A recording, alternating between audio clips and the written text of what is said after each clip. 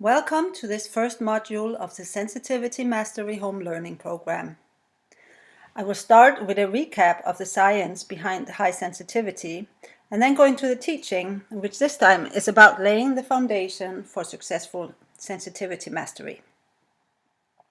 If you look at the history of high sensitivity, Dr. Elaine Aron started studying people who seemed more sensitive than other people way back in 1991. Out of her personal curiosity, because she had noticed that about herself. And as she says, her personal curiosity just sort of ended up her leading a parade of other highly sensitive people who wanted to learn more. In 1996, the first book on highly sensitive people were published. It's called The Highly Sensitive Person, and it was written by Dr. Elaine Aron.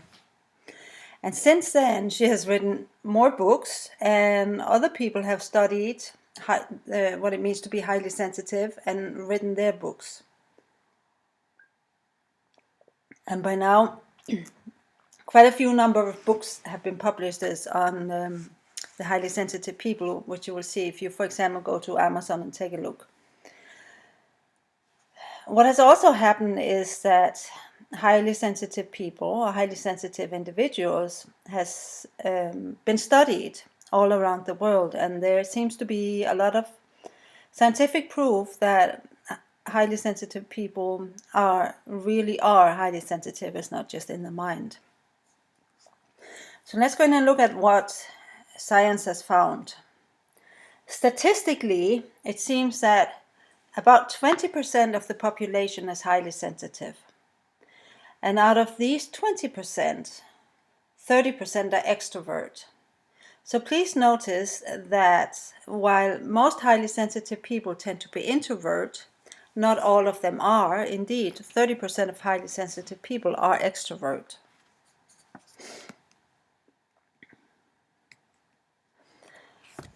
One of the most interesting findings in studying the highly sensitivity phenomena is that to me at least, is that it has been found in more than 100 species, including fruit flies and some fish species. So in all these more than 100 different species, 20% of the population are highly sensitive. And that includes the fruit flies and the fishes.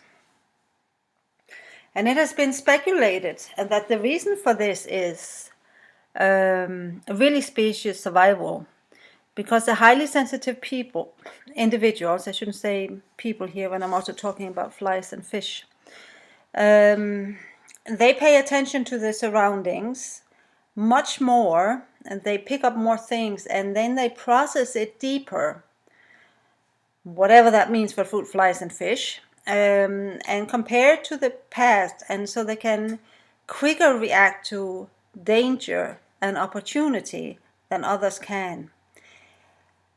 And using that, they can make better choices for the future. So it really becomes a question of maybe not the strongest person survives, but the most sensitive, most deeply processing person survives. It's not entirely true, but of course there is some of that also. So the highly sensitive individuals of any species really ensure that by paying more attention to the environment, they can make better choices for the future of that species. Going a little bit more technical, there's serotonin, which is found in 17 different places in the brain. It was studied in highly sensitive individuals in both rhesus monkeys and humans. And why rhesus monkeys? It's because, like humans, they're highly social and they're highly adaptable. And what they found in the highly sensitive individuals of both species is that the highly sensitive individuals, they have a lower serotonin level than the non-highly sensitive individuals. What that means on the minus side is that they tend to get more depressed or deeper depressed, maybe not more often, but when they get depressed, it's deeper. And the same thing with anxiety. On the plus side, it seems that this lower serotonin level allow these highly sensitive individuals to have improved memory when they learn something. They're better at making decisions, and they have overall better mental functioning. And especially when they're childhood, in both species we're talking about here, the rhesus monkeys and humans, is that they have a higher resilience to stress. And they also often are found as leaders of their social groups. So I think it's interesting here to notice that just because you're highly sensitive doesn't mean that you cannot be a leader in your field. It's not at all about holding yourself back and talking from behind the throne. No, it's becoming a leader based on your high sensitivity. Genetics. So highly sensitive persons are associated with 10 variations on 7 different dopamine controlling genes. And this sounds very fancy and very scientific, and to be honest with you, I have no idea what that means. But the people who knows what this means says that this is a genetic variation combination that predict high sensitivity. And there are no other personality traits that show up as strongly genetically. And I have a quote here that seems that high sensitivity seems to be more deeply rooted in the nervous system than other personality traits such as introversion, conscientiousness, or agreeableness. If you go in and look at a different kind of studies, then here's one that was done of 900 people, and they were tested for high sensitivity and not. And what they found in that study of these 900 people was that high sensitivity seems to be a category by itself. So the sensitivity is not a sliding scale that goes from not sensitive at all over to super highly sensitive. Well, of course, there is this, the variations, how little or how much you're highly sensitive. But there's definitely a cut. Either you are highly sensitive or you are not. And when we talk about childhoods, what they have found out by studying childhoods of highly sensitive people is that, just like with the serotonin levels, is that when the childhood is troubled, they seem to be more and deeper depressed. The same with anxiety and shyness. But when they had a decent childhood, maybe not even super good, but just good enough, they seem to be slightly healthier and happier than non-sensitive people. So let's get in and look at what really makes a person a highly sensitive person or not. You all took the test, but now let's look at how highly sensitive is as highly sensitive does. So the D in does stands for depth of processing. 3 studies done between 2010 and 2014 has found that highly sensitive people take in, or individuals begin, this is for all species, take in more information from all levels with all the senses. And what they do, they relate and compare what they noticed to the past, experience with other similar things.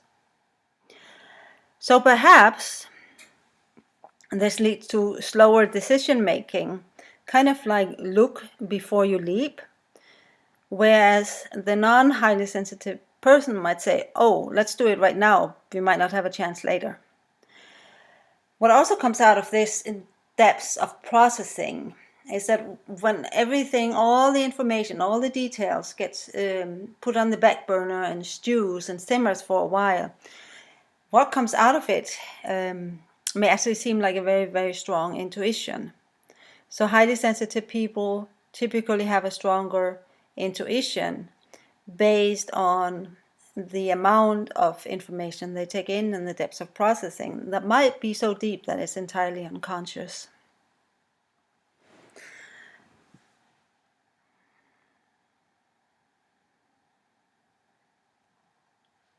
So all these gears here is a picture I should have showed you just earlier, but I picked this picture to show that it's not just a one wheel that is spinning in the brain of a highly sensitive person. It's like many, many interlocking gears that are all whirring and clicking and processing the information.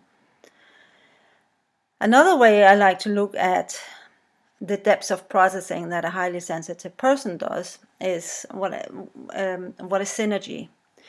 So synergy is when the whole is more than the sum of its parts.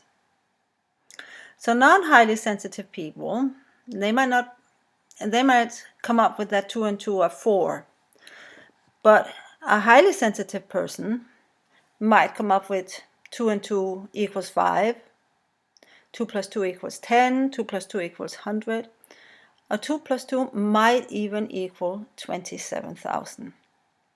I hope this gives you some idea of the depths of processing that I truly believe happens rather unconsciously for a lot of us, but that there really is something to it, that you can really come up with something phenomenal from it, and something very true also. So based on this ability to take in all this information and process it deeply, highly sensitive people have the ability to see the bigger picture without losing touch of the details. And for that, they have in the past been treasured in roles of priests and healers and counselors, priestesses. So you have the tarot card here for the high priestess, and also royal advisor, which is perhaps the ultimate highly sensitive person archetype.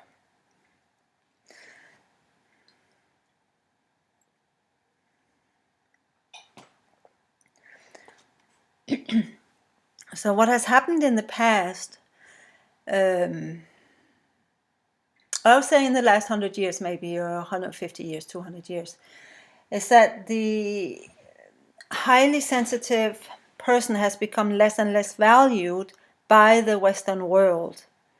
And if you put into the context of history, the people who settled America were the US, North America. They were pioneers. And most of them were probably of the non-highly sensitive person kind, because when it's just a question of survival here and now, then you need to act and not think very deeply about what's happening. So Elaine Aron, she speculates that maybe that's how our culture began to lose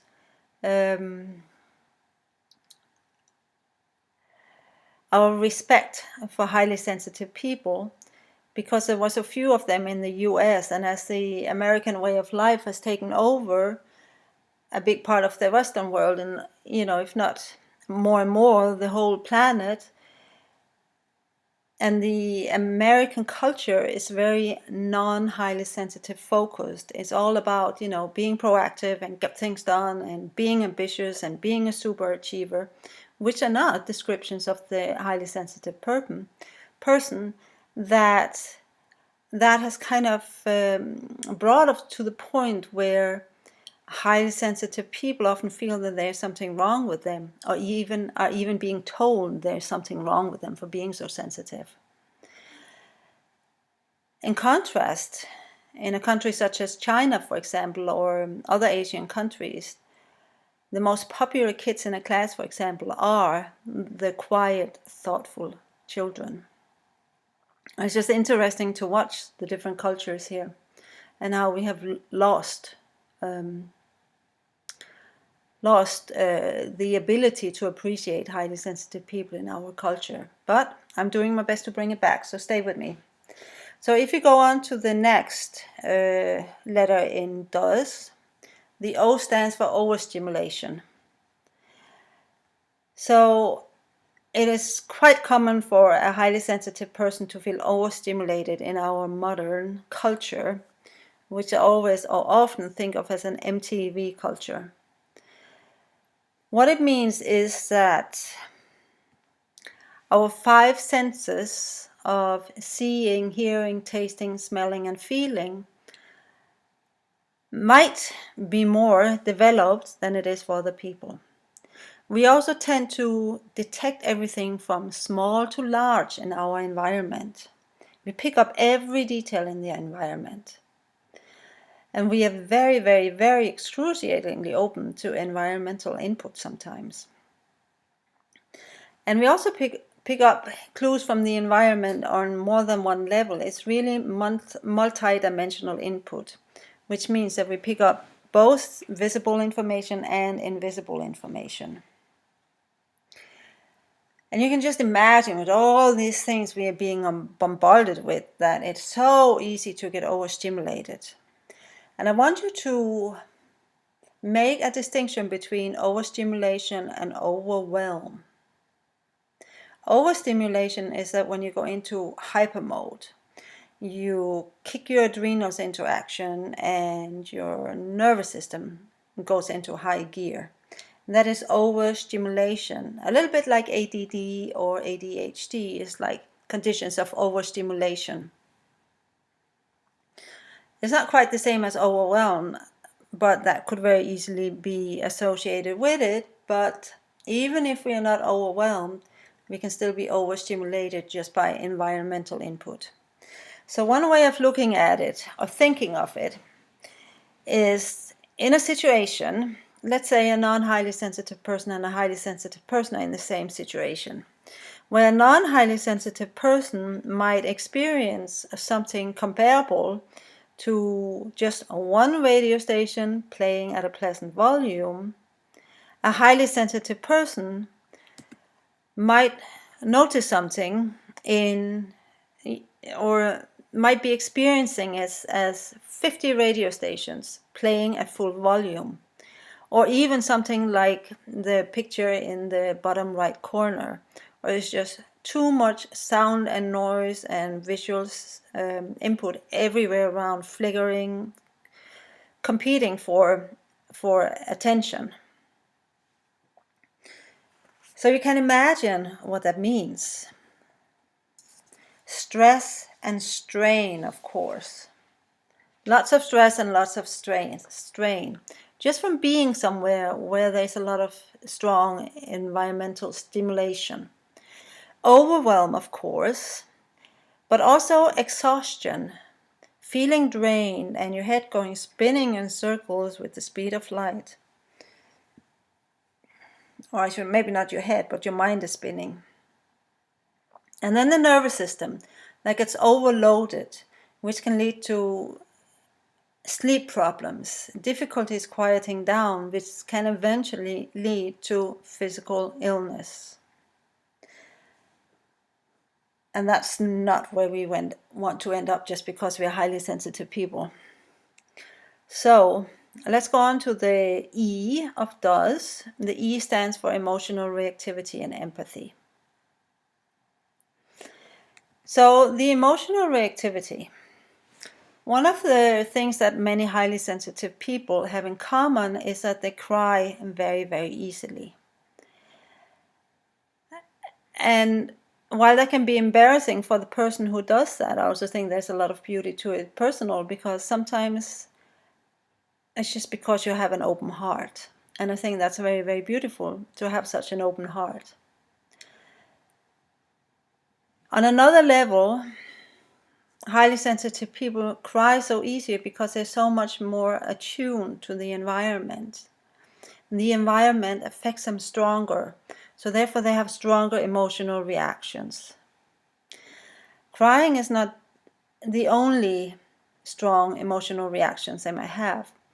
For example, criticism, while that is never pleasant, highly sensitive people tend to take criticism much more personal.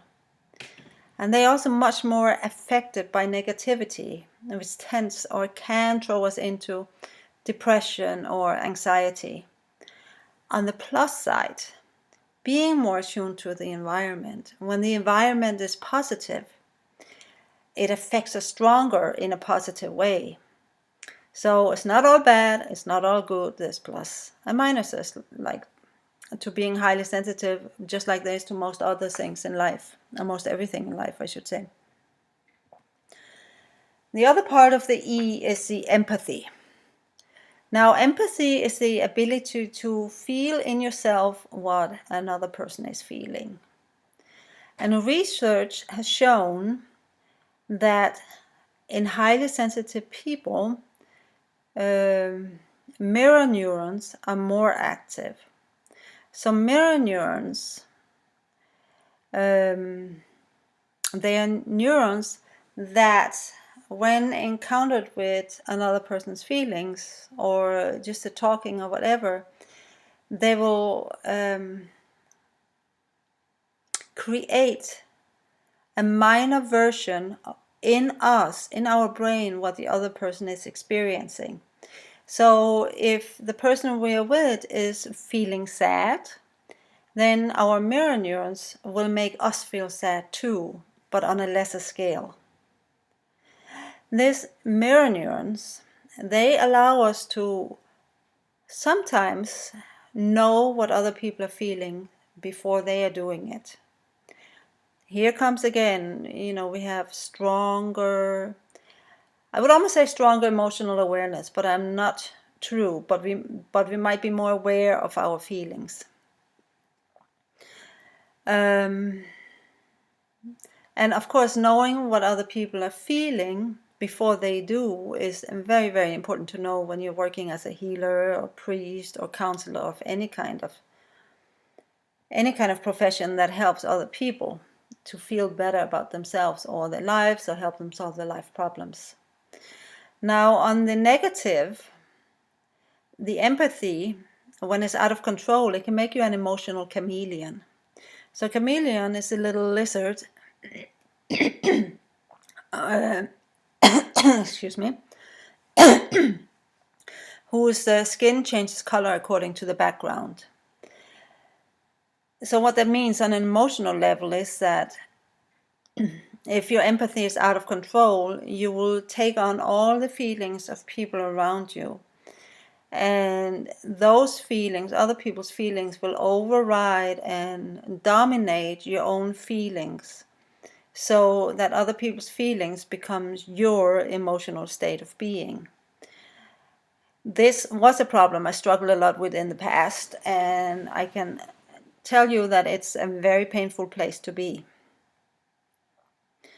So the last letter in DOS is S, which stands for sensitivity to the subtle. So on a visible level, that means you might be more aware of the subtle shades of texture in clothing. You might be more aware of the smells, and particular smells in the food when it's cooking, the different instruments in the music you're listening to. Or as for me, that when I'm watching a movie, I'm very aware of people's shoes and the furniture they're sitting on and the wall paintings and everything around them, and not just focus on the action per se, but what's going on, what the producer has chosen to put in the background. People talking, you might be able to hear many people talking and pick up information from many different conversations if there's many of them on different levels or going on around you, like if you're in a coffee house.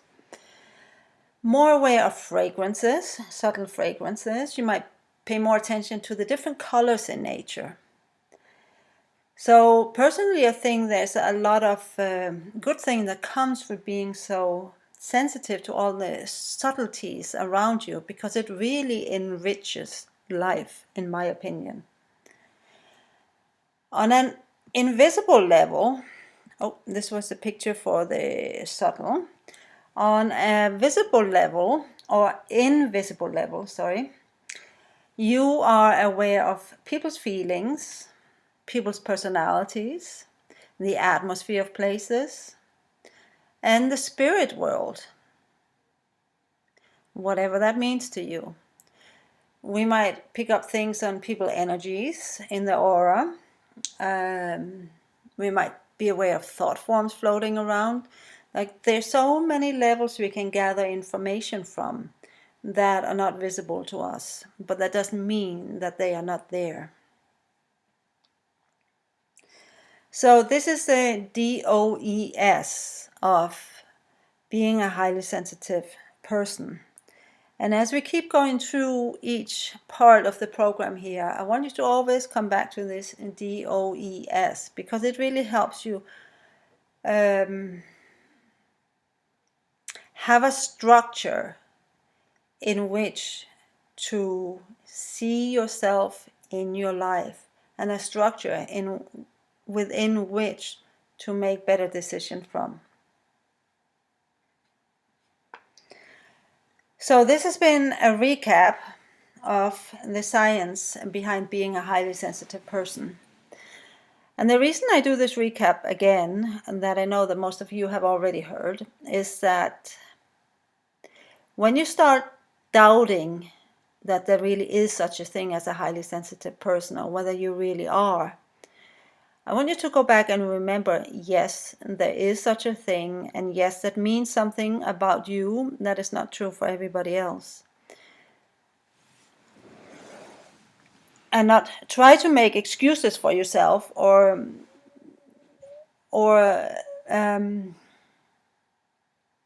stop accepting your high sensitivity and what it means to you. So from the science, let's go in and look to learning something new and lay the foundation for successful completion of the Sensitivity Mastery Program. So the first thing we have to start with is making a choice of conscious living. Now, I know that you have already in many ways made that decision, but I want to strengthen it so that you live even more consciously. Because the sad thing is, as conscious as we think we are still living a big part of our lives on automatic. Now, this can be a good thing, since living on automatic is a result of habits we have created in the past. And we have the power to choose our habits. But if these are habits we haven't consciously chosen, and habits that do not serve us any longer, then we're living unconsciously. And personally, I don't believe that works very well for us highly sensitive people, because we do all this deep processing, and out of this deep processing comes the truth.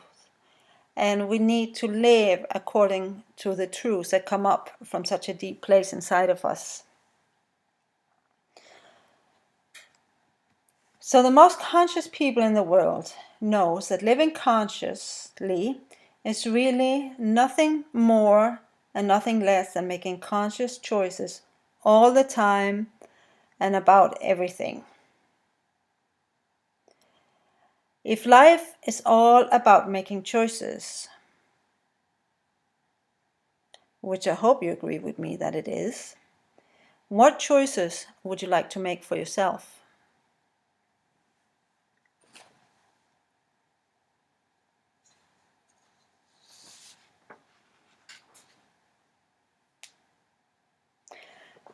And I gave you a little minute here of silence to make you think about that. So do you want to make the kind of choice that is safe and comfortable, and you know what you're getting into, namely more of the same? Or would you like to make choices that will allow you to live to your best, most magical, highly sensitive life and serve the world and humankind in whatever way is true for you?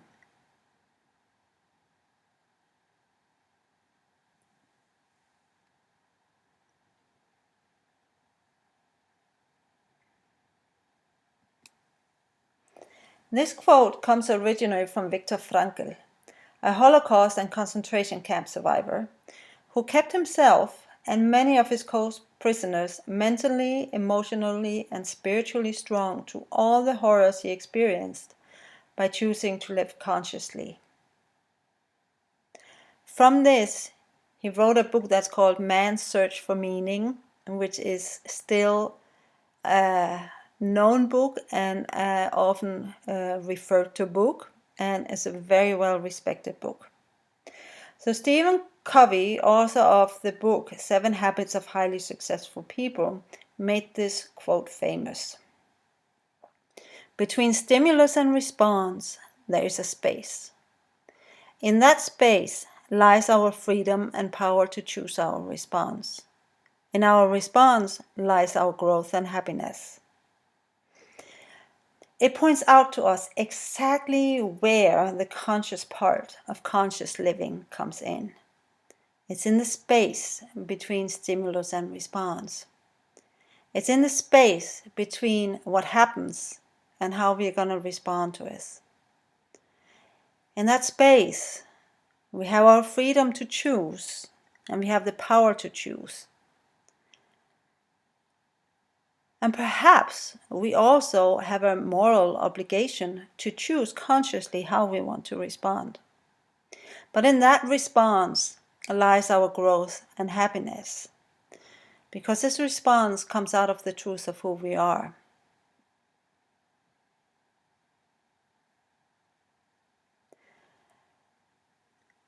This is where we make the choices to live more consciously and to live more true to ourselves.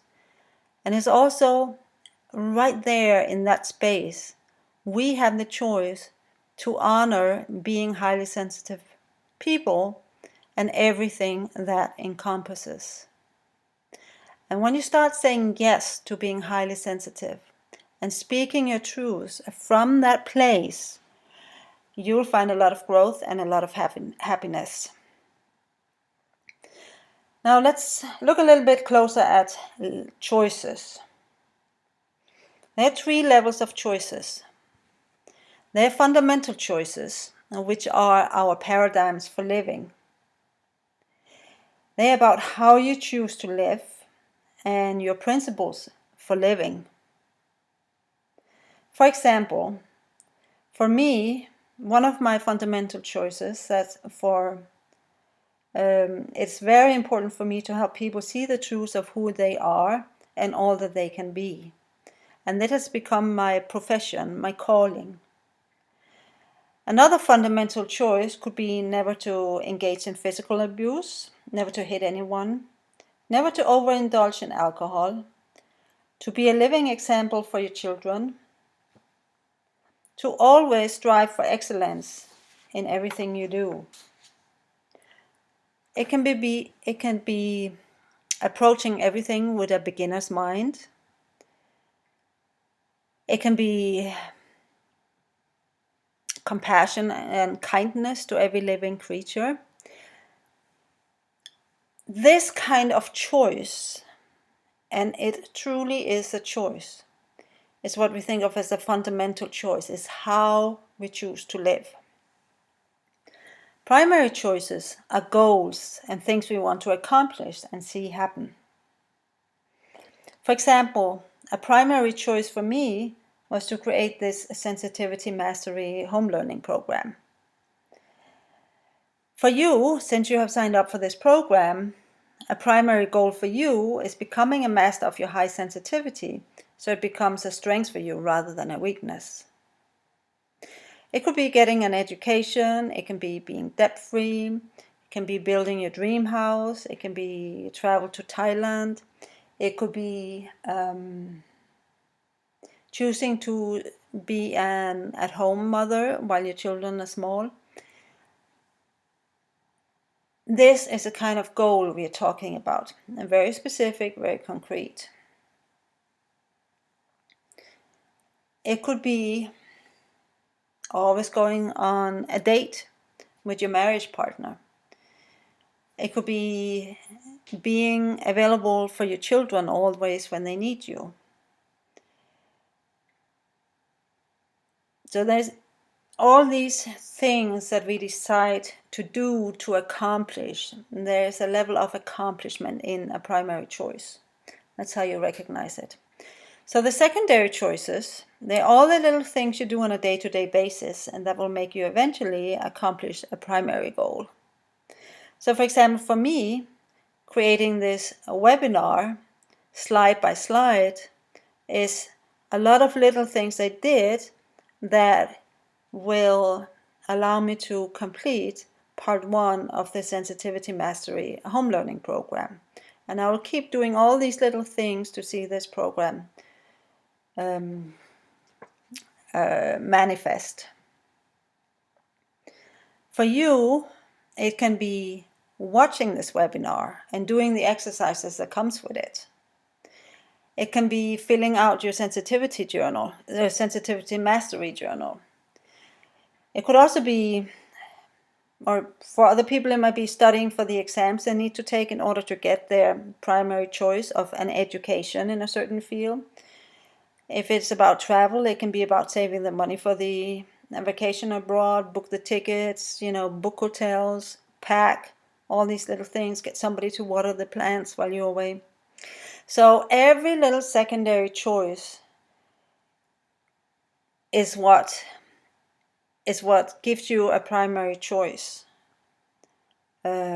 completed. So if you want to see a primary choice manifest, achieve that, accomplish that, and see the results of that, the only way to get there is taking all these little secondary choices all the time, day after day after day after day.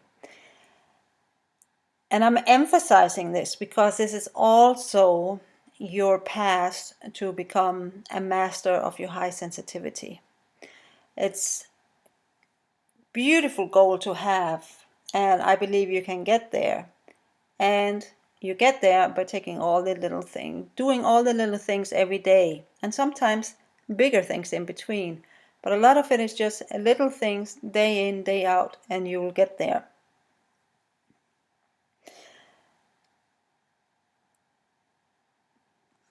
Now, I'm going to tell you a secret about change that not very many people know. It takes energy to change. But once you have made a positive change, it releases energy. And the energy released by a positive change is a lot more than the energy you have to use in the first place to create that change. And the energy that's released by that positive change is a very special kind of energy. That's a positive power kind of energy. To change, which is really again what we are talking about when we are talking about secondary choices and primary choices, because they are ways of changing, they are taking actions. But it's definitely about change. So I mentioned it before, and I will do it again because I think it's very important to know this, that there are 4 ways to change and only 4 ways to change. And all these ways to change requires action. Now I know we all like the idea of change, but how willing are you to actually do the things that will get the change that you desire? And I'm asking because I recall a friend of mine saying, I really like the idea of change as long as I don't have to do anything different. And I think that's true for many of us, that yes, we do like the ideas of change, but are we willing to do the work to get to the change? So this is what this whole foundation thing is about that I'm going through today, is like getting you to the place where yes, you're willing to do the things and that will allow you to change and make it easier to support you with the Sensitivity Mastery Journal and other things too. And also the way that I have structured this program by us connecting 3 times a month with 2 learning modules and 1 group call, 1 personal group coaching call, is that I will come back to you all the time with more, to keep going, to keep going, to keep going. So the 4 ways of changing are: do more of something, do less of something, start doing something, and stop doing something. These are the only 4 ways of changing. Even if it's just thinking different, it still requires an action. So, how willing are you to take consistent action, as in the secondary choices, to achieve your primary choice of becoming a master of your high sensitivity? And you don't have to answer that right now, but I think it's worth processing deeply. Take that question deep inside yourself and just notice where the resistance comes up. We need to honor our resistance, because only by accepting our resistance and saying yes to it can we change it. What you resist persists. If you resist your resistance, it will stay around. If you accept, acknowledge, and embrace your resistance, you can change it if you choose to. But for right now, I want to go back to the 4 fundamental choices about how you choose to live your life.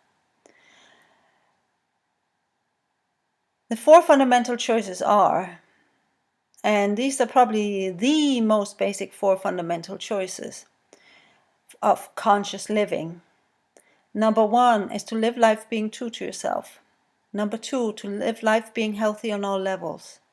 3, to live life being free. And 4, to live life being the predominant creative force in your life. So I want you to take these choices in a very structured and very formalized way. And that's what I'm going to explain to you next. So for each choice, I want you to spend 3 to 5 minutes writing down what living according to that particular choice means to you. Do not skip this step, as the choice needs to come from a deep place within you, which means you have to take it in and deeply process it. What does it mean to you to live life being true to yourself? What does it mean to you to live life being healthy on all levels? What does it mean to you to live life in freedom? And what does it mean to you to be the predominant creative force in your life? Start with one choice and follow all the instructions first until you're completely finished, and then start with choice number 2. So for right now, just focus on the first choice. To take these 4 fundamental choices, you need to have a partner that are willing to do this, take these choices with you, or at least being your partner in the exercise while you take these choices. And you should sit in a chair facing each other and fairly close together, with maybe 5-10 centimeters between your knees. And once you're seated, and then listen to the guided instructions in the audio recording that is also here for this module on how to take each choice. So go to each choice one by one, and at least for the first couple of choices, listen to the audio guided instructions again before you take the next choice, because it's very important that you go to that special place that I explained to you in the audio to make that choice from, so it becomes a fact, something that becomes, the choice is made on such a deep level that it actually changes who you are. That's what I'm after. So that is the first change that I'm asking you to do, is really make these fundamental choices of conscious living on such a deep level that it just becomes who you are. So this is it for today, and I wish you all the best with this, and I want to remind you that the more you put into it, the more you get out of it. So it's worth taking the time to really do these exercises and really fill out your sensitivity mastery journal every day, and do the other things as we go through all the modules. But for right now, I wish you sensitively, positively, and powerfully. A good time till next we connect.